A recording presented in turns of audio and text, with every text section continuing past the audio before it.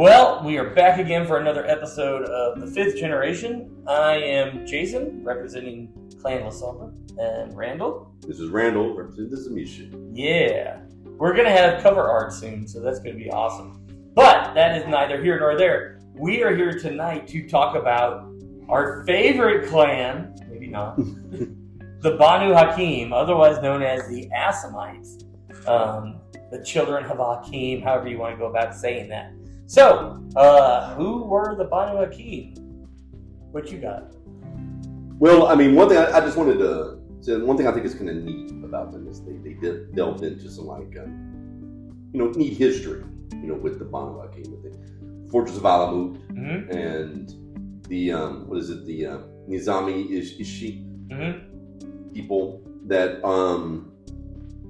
and the old man in the mountain and all of that stuff. A lot of really cool historical references, which get to the Hashashin, the smokers of hashish, which we pull assassin from, which led to the Assamites, which led us to the eventually more politically correct Banu Haqim. There you go. But a tribe or clan of vampiric law enforcers and assassins and with some cannibalistic tendencies. Right. They enjoy feeding on other vampires. In the current edition, they are largely law enforcers. They're judges.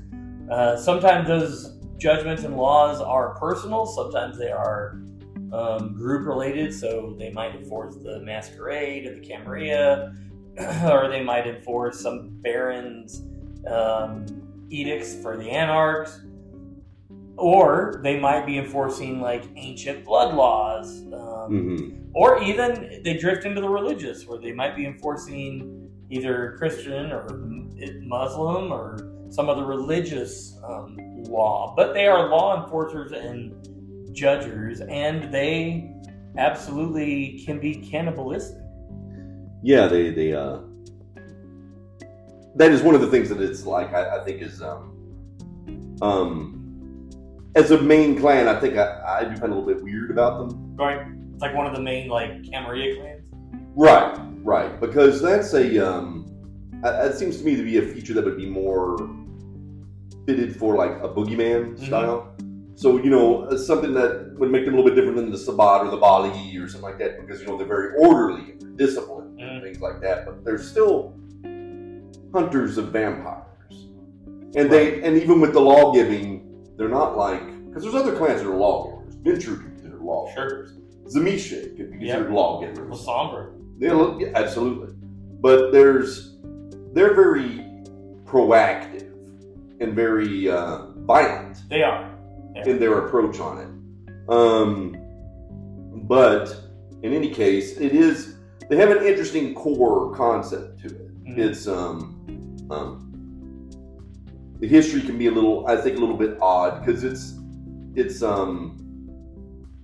one thing I always wondered, just from storytelling, is why are they still around? Because they should be considered largely a threat to every other clan. Right. And now, not only are they still around, but they're in the camarilla. Yeah, they're legit now. Right. Well, and the reason for that in 5th edition is this old vampire woke up and took control of the main body of the clan. And so those that still followed the teachings of Islam and things like that left. And it's those that are part of the camarilla now. Right. So in 5th edition, there's a reason. Yes. Yeah. But it is definitely a switch from, if you're used to us playing older editions, there was a time when the Assamites weren't even a playable clan. It was just this whispered, like you said, boogeyman. But now they're absolutely playable. We've had one in our Chicago game that did not go, or not Chicago, excuse me, our New York game. But he let his hunger get out of control a lot. Yeah, that's the hunger is a harsh mistress. Yes, hunger is a harsh mistress. Regardless of the clan that you play, feed. And Assamites, when they feed, they have a hard time because they don't want to stop. They just want to keep. Yeah. They just want to keep. They want to get that little extra bit at the end. Yeah, the little extra bit at the end, known as her soul. Yeah, it's Well, it's interesting because it's this was a clan that is like pulling a bit more out of like the relevancy of the fifth generation. That's us. That's us. The fifth generation. Of the fifth edition. Yeah. Is that this was a clan that was literally almost annihilated at one point. Because the one thing every other vampire clan managed to agree on in the entire history of the world was these guys had to go. That's right. You don't eat souls. Yeah. And so it was like they were pushed literally to the gates of their temple fortress. Mm-hmm. And then they got him out when the Ventrue cursed them. Or not Ventrue, the Tremere cursed them. Yeah. And then they were still mad about that, even though that's the only reason they still existed. Right. Right. Yeah, it seems strange. It's one of those things where it's like, and now suddenly it's like, we're cool. Yeah, we're fine now. Yeah. We're part of the group. Do you need somebody killed? We'll kill them for you. Yeah. We like doing that. And they have a chef's kiss. Oh, they have the chef's kiss. The chef's kiss of that kid. Freaking discipline lineup, man. It's obfuscate, celerity, and blood sorcery. Yep. What the heck, man? That is like just some beautiful stuff right there. Well, now blood sorcery, the reason I think they have blood sorcery is because they folded like Quietus, which was the Assamite discipline, like clan discipline. They folded that into Quietus and obfuscate. And an obfuscate and also into blood sorcery. Yeah. Because it's like some of those things there's a mix there. Right. The thing that I think is like weird about them getting blood sorcery though is it kind of ruins the entire point of the Tremere. Because the Tremere, they were a true mage clan. Right. That sacrificed their ability to cast true magic. Right, for immortality. And then afterwards, spent decades creating the Monarchy. Yep, and fighting off. And then finding out that 3,000 years ago, the Banu Haqim had done that anyway. Right. So they could have avoided all the trouble and like slaughtering an entire other clan, hunting down that poor guy Solo. Yeah. And they could have just like went up to the gates of Alamut, knock, hey, we just want to join. Right. And done. But there is a big difference, and this might be a 5th edition thing too, to talk about. And if we do an episode of Discipline, I'm sure we will. But there is a big difference between thaumaturgy, as you and I know it, and blood sorcery. Like, blood sorcery encompasses a lot more. It's a bigger thing. Yeah. It's a bigger thing, because the paths were very restricted. Right. But there was a lot of them. Right. But they were very, this is the path, and it's just, these are the steps, and that's just it. Yeah. The thing of it is, though, it's also, though, compared to other mystical disciplines, though, much more loose. Oh, yeah. Because it's like, as long as you know blood sorcery, you can do the rituals, and things like that. With Oblivion, it's like if you follow the path of, there's 3 very distinct paths within Oblivion. Yeah. You have the Obtenebration, the Mortis, and the Necromancy. Mm-hmm. And they're all very clear. Yeah. Just on the powers, and then the ceremonies, their version of rituals, are also very much tied to those powers. Right. Whereas, like, blood sorcery is just an open field. It is. There are some definite things in there that are very much Banu Haqim, like Dagon's Call or Draken's Call, whatever it is. Right. The blood poisoning, the ritual one with the blade. That's a good one. That's actually the campaign book. Yeah. Which is for them, so that they're better with their melee weapons, so they kill you easier.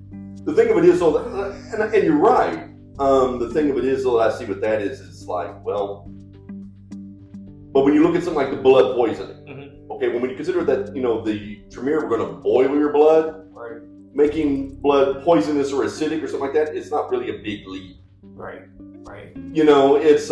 It's kind of like that. Those lines where I guess what I'm saying is I would have liked to have been like a clearer line. Right. I think demarcation. I think that comes down to the storyteller. So like. And that's fair. So for me, like, I'd be like, okay, well, you're Banu Haqim. You don't know, you're not going to be able to learn cauldron of blood, like blood boiling. That's not something Banu Haqim are known for. Right. They don't do that. But there's not mechanically a reason for that. Really isn't. No. Like, if you got blood source, you can learn that stuff. Yeah. And then they got Obfuscate, so they put their Silence of Death and things like that in Obfuscate. Right, sure. And then they have Celerity. Right? Yeah. Celerity. Yeah, they have Celerity. Yeah. So it's like, at the end of the day, it's like, I guess the thing that I like, my weirdness with the Banu is like, it's like, Tremere sacrificed so much to just become a nerdy version of the Banu Haqim. Yeah, like more interested in the cult as opposed to justice. Yeah, and being like, but they're both rules lawyers. So I mean, it's like, so in many ways they kind of fill the same niche.